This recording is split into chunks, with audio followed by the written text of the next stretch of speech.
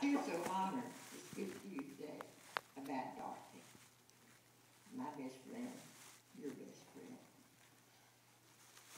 I'm sure most of you here today think of her as your best friend too. My only claim to her is I knew her longer than you did. With Dorothy's vivid imagination, she would say to people, well, Dorothy and I knew, Peggy and I knew each other before we were born. People would say, what does that mean? And so she would go further to explain that in Plano, Texas, our fathers were in each other's weddings, and through that relationship, our mothers became very close, and then they were pregnant at the same time, and we were only 4 months apart when we were born in 1922. Hate to give out our age, but our parents encouraged our early friendship, and it has lasted these 87 years.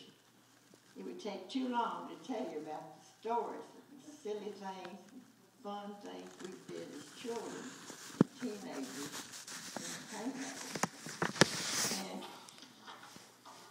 Plano, I want to explain to you, was a little town, country town, about 1,500 people. And there's a sign as you entered the city which said, you are now entering the city of Plano, where everybody is somebody. And we believed it.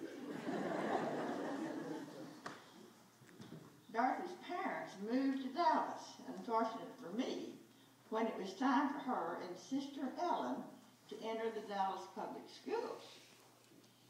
Their house was near the urban railroad line that went from Waco, Texas, through Dallas, through Plano, as far north as Denison. And Mr. Davis commuted all those years only in urban, from Dallas to Plano, until Dorothy and I could physically drive a car. We kept those rails hot. During the Texas Centennial we attended so often, and my favorite times was when I was visiting Dorothy, and we would take the streetcar to downtown Dallas. We would eat lunch at Cressy's, 5 and dime. We would shop at Woolworth's, and then attend a double feature movie, either at the Majestic Theater or the Palace Theater. It was a wonderful time to be born, and it was a wonderful time because we were so innocent, we were so unafraid, and free to roam, unchaperoned. You've heard the song, people who need people are the luckiest people in the world. Well, it was not luck, but pluck with Dorothy, because it seemed to me her mission on earth was to make people, even strangers, feel real good about themselves. She always put on a happy face, and with her cheerful heart and inquisitive mind, people just gravitated to her. Dorothy had more friends who loved and respected her, I believe, more than anyone I ever knew. She brought out the best in all of us. I called her my sunshine girl. Dorothy was lucky in love when she married Don. They seemed to know just how to manufacture enough fun, enough joy, and enough love to sustain them. It's 68 years, is it, Don? 68. Well, what a perfect union there was between Dorothy and Don. Her favorite pastime was playing bridge, traveling, giving beautiful luncheons for her friends, and fabulous dinner parties with Don.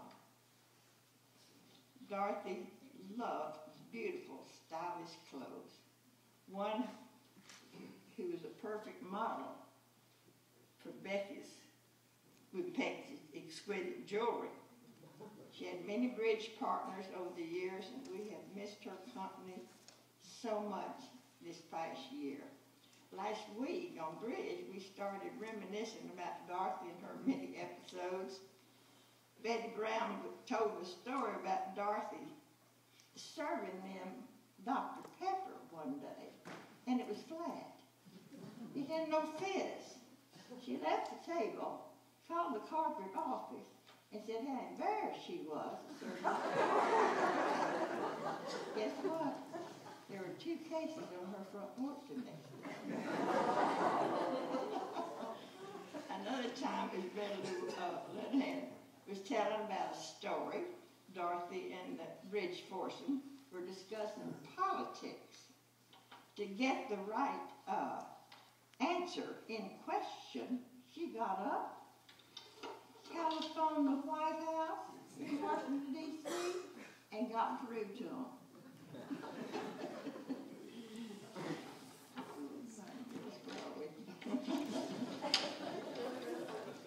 I lost my place. Where was I? Here we are.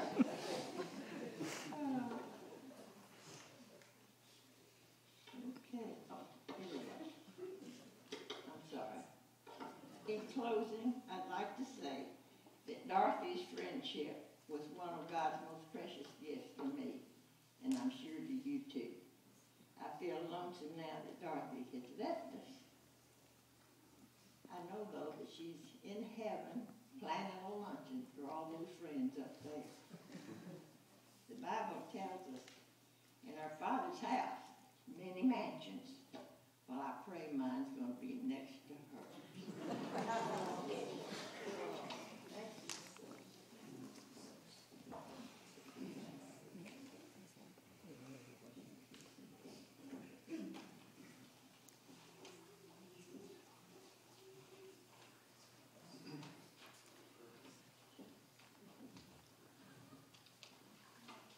My name is Father Jack Hawley.